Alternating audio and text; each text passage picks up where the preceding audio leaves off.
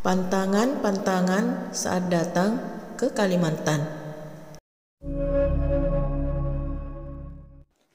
Kalimantan adalah nama yang digunakan oleh penduduk bagian timur yang sekarang termasuk dalam wilayah Indonesia.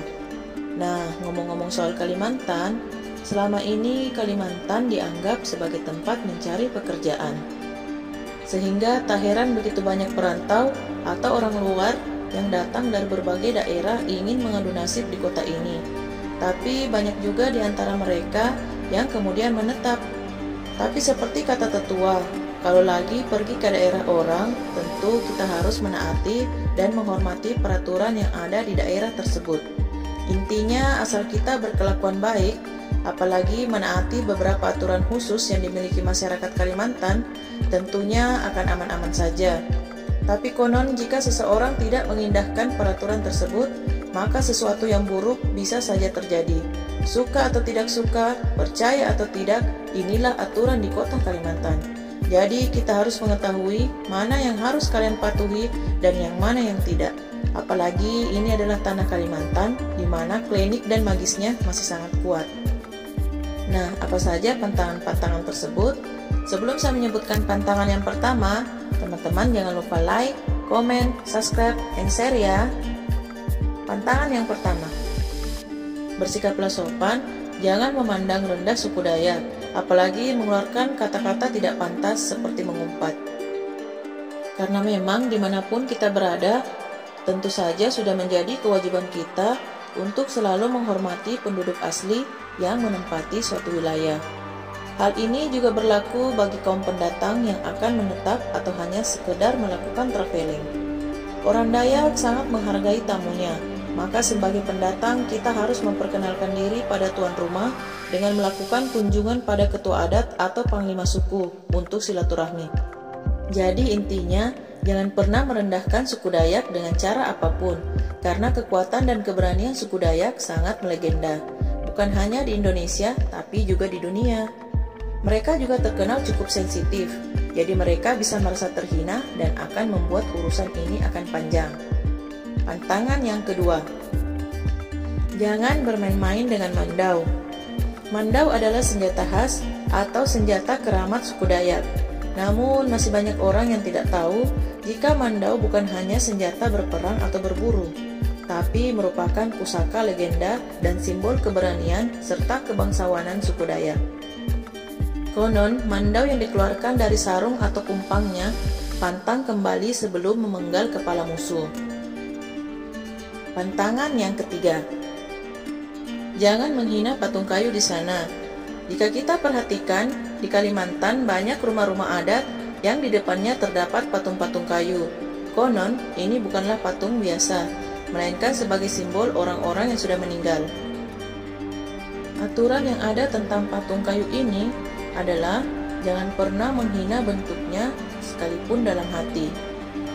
Ada banyak kejadian orang-orang yang menghina patung ini dan kemudian diganggu oleh makhluk-makhluk halus.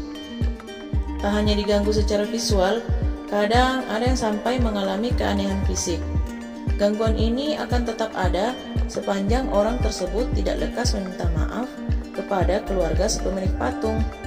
Terdengar tidak masuk akal, namun hal ini sering terjadi di sana. Pantangan yang keempat, jangan pernah mempermainkan garis Dayak. Siapa yang bisa menampik cantiknya garis-garis Dayak? Paras ayu nan alami pasti bisa menjerat siapapun untuk jatuh cinta, termasuk para pendatang. Ada hal yang perlu diperhatikan terkait garis-garis Dayak, yaitu adanya larangan untuk tidak pernah mengganggu mereka atau mempermainkannya.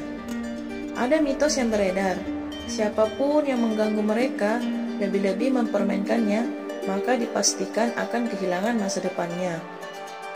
Memang terdengar mustahil, namun sudah banyak cerita tentang ini.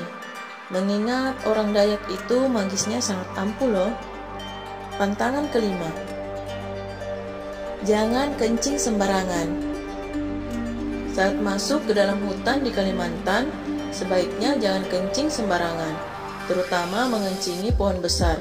Jika terpaksa dan sudah kebelet, sebaiknya minta izin terlebih dahulu dengan mengatakan, "Numpang kencing Datu."